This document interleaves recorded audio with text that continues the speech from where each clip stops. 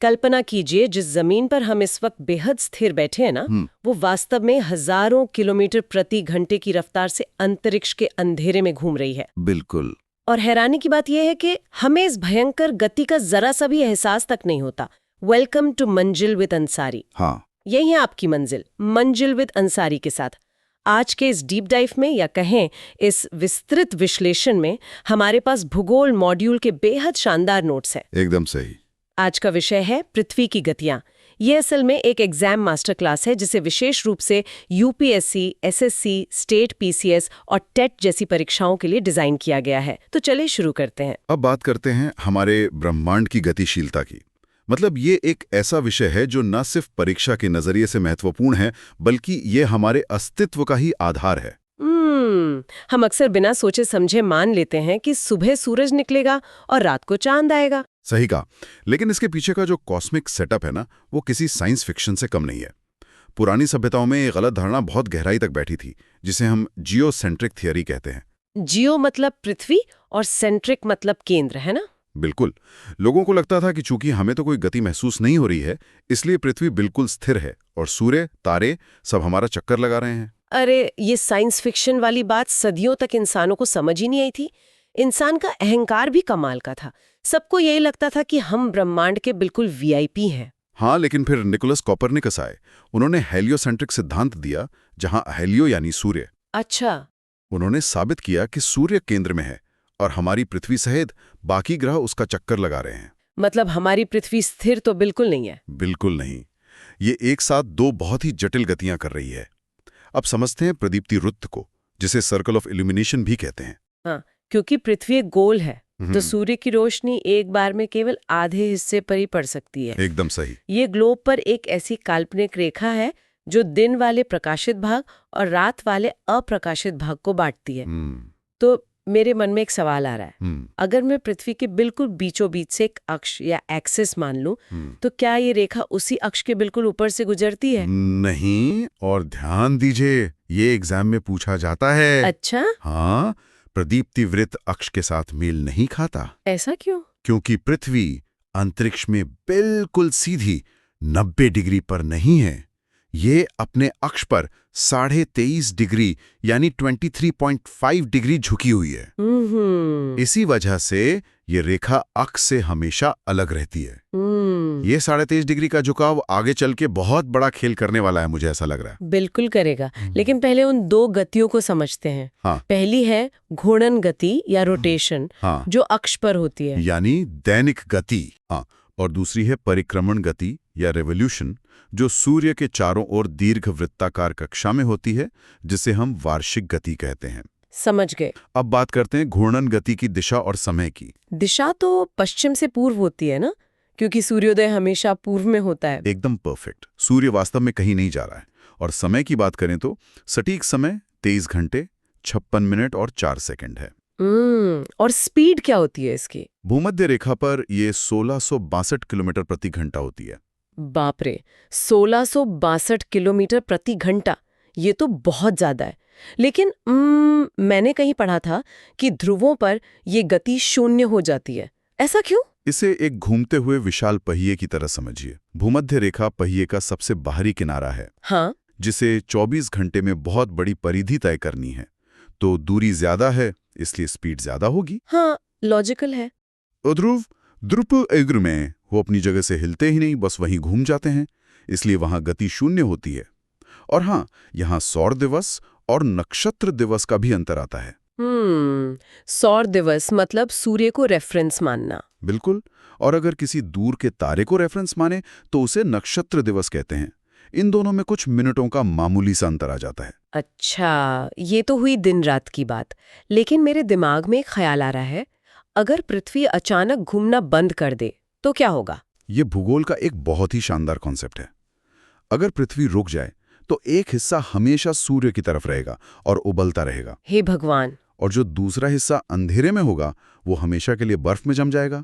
मतलब जीवन पूरी तरह खत्म। अच्छा, जब हम इतनी तेज घूम रहे हैं तो इसका हवाओं पर भी कुछ असर होता होगा? बिल्कुल होता है। अब समझते हैं कोरियोलिस बल को।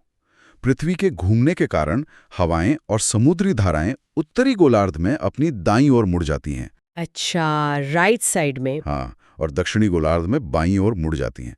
आपने अक्सर सुना होगा समुद्री लहरों के बारे में, तो ज्वार भाटा की आवृत्ति भी इसी से प्रभावित होती है। ये एग्जाम में पूछा जाता है। ये बहुत ही इंटरेस्टिंग है। चलिए अब बात करते हैं हमारे 365 दिन के वार्षिक चक्र की। हाँ, अब बात करते हैं परिक्रमण गति की।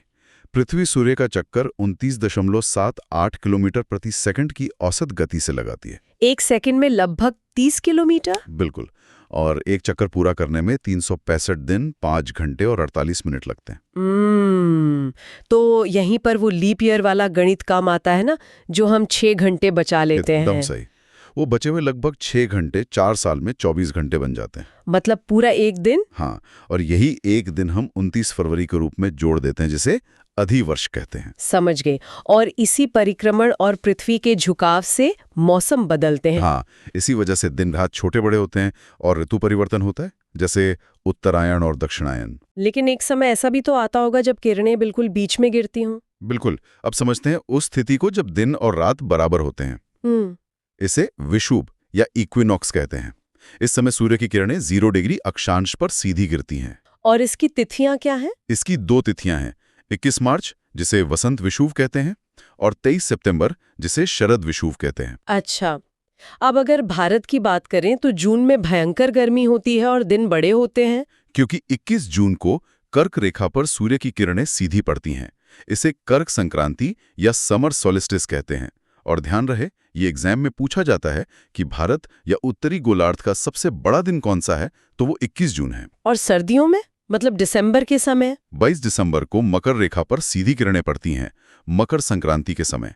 इसलिए भारत में यह सबसे छोटा दिन होता है। इसी रोशनी के सीधे और तिरछेपन ने पृथ्वी को ताप कटिबंधों में बांटा है ना? बिल्कुल। 4 ताप कटिबंध हैं।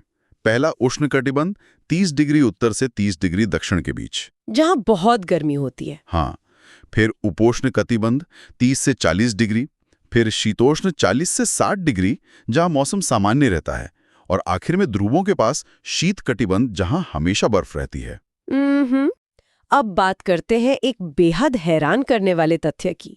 जनवरी में हमें इतनी ठंड लगती है, तो क्या पृथ्वी उस समय सूर्य से सबसे दूर होती है? नहीं, और यही सबसे बड़ा सरप्राइज है। वास्तव में 3 जनवरी को पृथ्वी सूर्य के सबसे करीब होती है, जिसे उपसौर या पेरिहेलियन कहते हैं। क्या बात कर रहे हैं, ये तो बिल्कुल उल्टा है। हाँ, और 4 जुलाई को हम सबसे दूर होते हैं, जिसे अपसौर या आफेलियन कहते हैं। इन दोनों को मिलाने वाली रेखा को एप्साइड रेखा कहा जाता है। तो फिर जनवरी में करीब होने पर भी हमें ठंड क्यों लगती है? क्योंकि मौसम दूरी से नहीं, बल्कि 23.5 डिग्री के झुकाव से तय होता है। अच्छा। जनवरी में हमारा उत्तरी गोलार्ध सूर्य से उल्टी दिशा में झुका होता है, इसलिए किरणें तिरछी पड़ती हैं। ओहो, अब समझ आया। अच्छा, अब समझते हैं ग्रहण के विज्ञान को, जब ये सब एक लाइन में आते हैं। बिल्कुल। जब सूर्य, चंद्रमा और पृथ्वी एक सीधी रेखा में आते हैं तो उसे सिजिगी कहते हैं। इसके 2 प्रकार हैं। एक में चंद्रमा बीच में आता होगा। हाँ, इसे युति या कंजंक्शन कहते हैं। ये अमावस्या को होता है और इसी से सूर्य ग्रहण लगता है। और जब पृथ्वी बीच में आती है तो उसे वियुति या ऑपोजिशन कहते हैं, जो पूर्णिमा को होता है, और इससे चंद्र ग्रहण लगता है। मैंने सुना है कि सूर्य ग्रहण में किनारे चमकते हैं, कोई हीरक वलय प्रभाव होता है ना? एकदम सही। पूर्ण सूर्य ग्रहण के समय किनारों पर प्रकाश चमकता है, जिसे डायमंड रिंग या हीरक वलय प्रभाव कहा जाता है। बेली के मोती भी कहते हैं इसे। अब देखते हैं कुछ महत्वपूर्ण बिंदु, अगर हम क्विक रिवीजन करें। हाँ, तो घोड़े नक्श पर होता है, लगभग 24 घंटे लगते हैं, दिन रात बनाता है और कोरियोलिस बल पैदा करता है। और परिक्रमण सूर्य की कक्षा में होता है, 365 दिन लगते हैं, ऋतु में बदलता है और दिन रात का छोटा बड़ा होना तय करता है। परफेक्ट। अब बात करते हैं एग्जाम बूस्टर की। चलिए तेजी से देखते हैं। अधिकतम गति भूमध्य रेखा पर और ध्रुवों पर 0। हाँ। परिक्रमण गति 29.78 किलोमीटर प्रति सेकंड। विषुव की तिथियां 21 मार्च और 23 सितंबर। और सबसे बड़ा दिन? भारत का सबसे बड़ा दिन 21 जून, छोटा 22 दिसंबर। और हाँ, युति मतलब सूर्य ग्रहण, व्युति मतलब चंद्र ग्रहण। ये तो हो गए फैक्ट्स, लेकिन याद रखने की एक आसान ट्रिक क्या है? बहुत आसान है। ट्रिक 1, पास आए जनवरी में मतलब 3 जन, दूर गए जुलाई में मतलब 4 जुलाई। ये उपसौर और अपसौर के लिए। अरे वाह। ट्रिक 2, 6 घंटे गुणा 4 साल मतलब 24 घंटे, तो लीप ईयर में एक दिन फ्री। सही है। ट्रिक 3, विषुव में 50-50 दिन रात। और ट्रिक 4, कोरियोलिस बल के लिए बस NRSL याद रखें, नॉर्दर्न राइट, सदर्न लेफ्ट। ये ट्रिक्स तो बहुत काम की हैं। तो कुल मिलाकर पृथ्वी की ये गतियां ही हमारे जीवन, मौसम और समय को पूरी तरह कंट्रोल कर रही हैं। बिल्कुल। और जाते जाते एक विचार छोड़ना चाहूंगा। कल्पना कीजिए, अगर पृथ्वी का झुकाव 23.5 डिग्री से बदलकर सीधा हो जाए, तो क्या हमारी दुनिया में कभी मौसम बदलेंगे? इस पर विचार जरूर कीजिएगा। बहुत ही गहरा सवाल है। अगर आप ऐसे ही तैयारी करते रहे तो सफलता निश्चित है। Thanks for watching. Like, share और सब्सक्राइब जरूर करें। मंजिल विद अंसारी, यही है आपकी मंजिल।